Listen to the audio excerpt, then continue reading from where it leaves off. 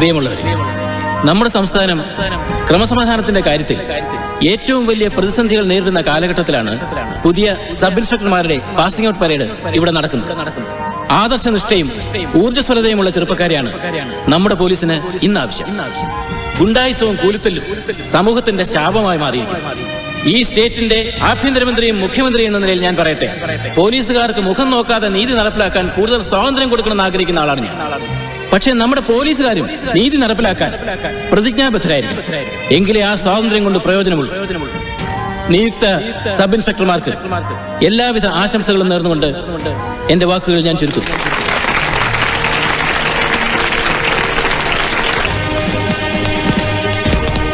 ശരി, അപ്പൊ ഞാൻ വരട്ടെ സർ.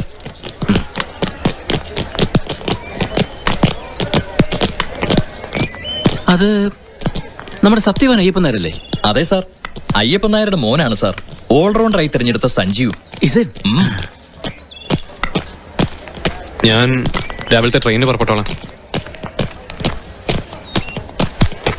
ഇനിയിപ്പോ എനിക്ക് ഒരാഗ്രഹം കൂടെ ബാക്കിയുള്ളൂ. എന്താച്ചാ?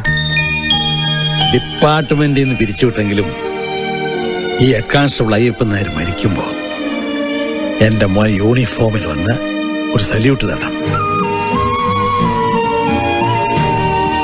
അല്ല അയ്യപ്പൻ നായരെ, എത്ര നാളായിട്ടോ തന്നെ കണ്ടിട്ട്? തന്റെ മോനാ ഇയാളല്ലേ? അതെ sir.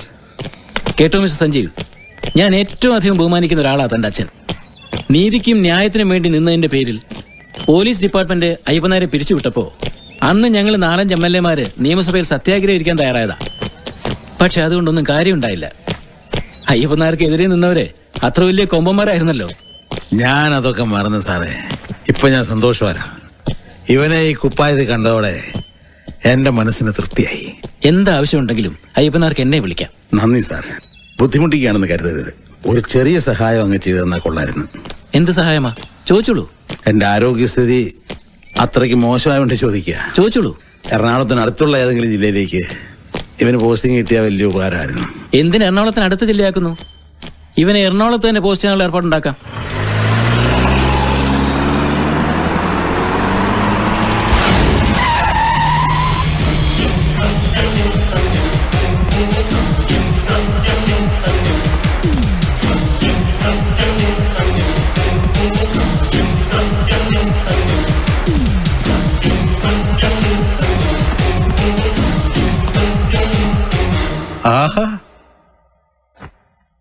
You make this look good, young man. Congratulations.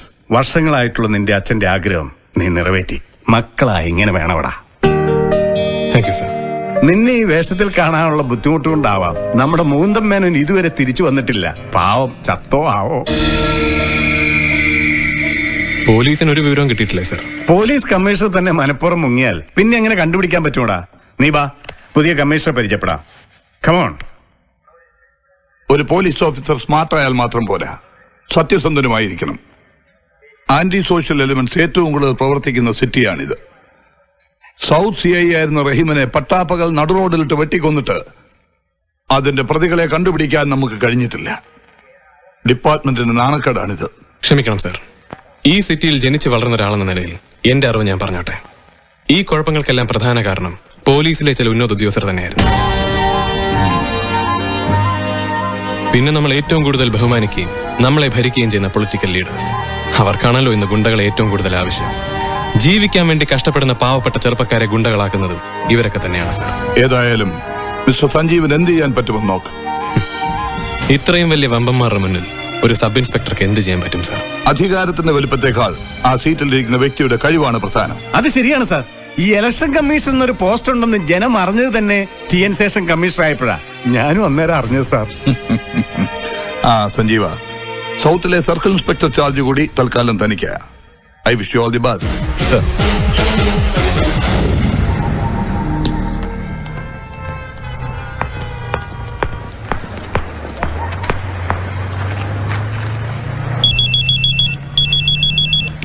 Hello, hi Sanju. വേണ്ട, ഞാൻ പിണക്കോ. പോലീസ് ജീപ്പിൽ ആദ്യം എന്റെ അടുത്ത് വരും, എന്നെ ജീപ്പിൽ കയറ്റി കൊണ്ടുപോകും എന്നൊക്കെ വാക്ക് തന്നിട്ട് പറ്റിച്ചല്ലേ? ഓ, നമ്മളൊരു പാവപ്പെട്ട കക്ഷിയല്ലേ പോലീസ് ഓഫീസറെ. വീട്ടിലേക്കുള്ള സാധനങ്ങളൊക്കെ മേടിക്കാൻ തനിയെ വരണം. അല്ല, ഞാൻ ബേക്കറിയിലാണെന്ന് എങ്ങനെ അറിഞ്ഞു? പോലീസുകാരോട് കളിക്കല്ലേ പെണ്ണേ.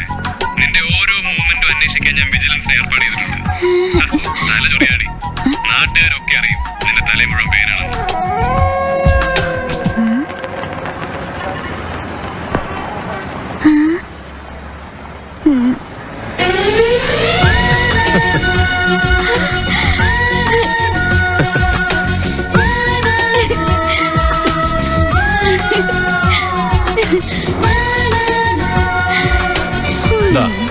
ജീപ്പ് കയ്യിലെടുത്ത് ആദ്യമായിട്ട് മേഡത്തിന് അനുഗ്രഹം മേടിക്കാൻ എത്തി പോരെ? അനുഗ്രഹം ഇവിടെ വെച്ച് തന്നെ വേണോ? ഞാൻ റെഡി. എന്നാ പിടിച്ചോ. ചതിക്കല്ലേ, തല എസ് ഐ അടി വേണ ഞാൻ. നീ എന്റെ വെയിറ്റ് കളയാതെ. ഇനി സല്യൂട്ട് അടിച്ചേ. വൈകുന്നേരം ഒറ്റയ്ക്ക് കിട്ടിയിട്ട് സല്യൂട്ട് അടിച്ചാ പോരെ? എന്നെ ഈ ജീപ്പിലൊന്ന് കയറ്റി ടൗൺ മുഴുവൻ ചുറ്റിക്കാവോ? വലിയ ആഗ്രഹമാണ്, കേറിക്കോ. ആ, അടിച്ചു പറത്തണം കേട്ടോ. ഞാൻ പണ്ടേ പറഞ്ഞിട്ടില്ലേ, സഞ്ജു എസ് ഐ ആയിട്ട് ആ ജീപ്പിന്റെ സൈഡിലിരുന്ന് എനിക്കൊന്ന് ചെത്തണമെന്ന്. എന്റെ ആഗ്രഹം എല്ലാം ദൈവം സാധിച്ചു തരും. നശിച്ച കൊതുക്. ഈ നിലവറ കണ്ടാൽ പണ്ടുള്ളവർ ഇയാളെ കൊണ്ടിടാൻ പാകത്തിന് അന്നേ പണിതാണെന്ന് തോന്നും. ഓ, ആ മതയാനയുടെ ഇവിടെ കിടന്ന് അരച്ചഘട്ടം മനുഷ്യന് പേടിയാകും. പക്ഷെ ഒരു തരി ഒച്ച പോലും പുറത്ത് കേൾക്കത്തില്ല. അച്ഛൻ വെറുതെ എങ്ങാണ് ഇതുവഴി വന്നാലുള്ള അവസ്ഥ ഓർത്തിട്ടായിരുന്നു എന്റെ പേടി. നീ പോയതിനു ശേഷം ഇതെല്ലാം നോക്കി നിർത്താൻ ഏൽപ്പിച്ചേക്കണ എന്നല്ലേ? പിന്നെ ഇത് അയ്യപ്പൻ ചേട്ടൻ ഇതുവഴി വരുന്നത്. വന്നാലും ഞാൻ റൂട്ട് മാറ്റി വിടത്തില്ലായിരുന്നോ? ഏതായാലും കളപ്പുരക്കൽ ഫാമിലി മൊത്തം സിംഗപ്പൂര് പോകാൻ കഴിഞ്ഞത് നിന്റെ ഭാഗ്യോടാ മോനെ. ഇതെല്ലാം നിന്റെ അച്ഛനെ നോക്കാൻ ഏൽപ്പിച്ച അതിനും വലിയ ഭാഗ്യം. കുറെ കാലമായിട്ട് നിർഭാഗ്യം എനിക്ക് മാത്രമുള്ളടാ. ഈ വന്യമൃഗം എപ്പോഴാണ് എന്നെ കടിച്ചു കീറി തിന്നണേന്ന് ഓർത്ത് ഭയക്കാത്തൊരു നിമിഷം പോലും ഇല്ലടാ. അല്ല സഞ്ജീവ, ഈ കണ്ടാമൃഗത്തെ എന്ത് ചെയ്യാനാ നിന്റെ ഉദ്ദേശം? അത് നമുക്ക് ആലോചിക്കാം.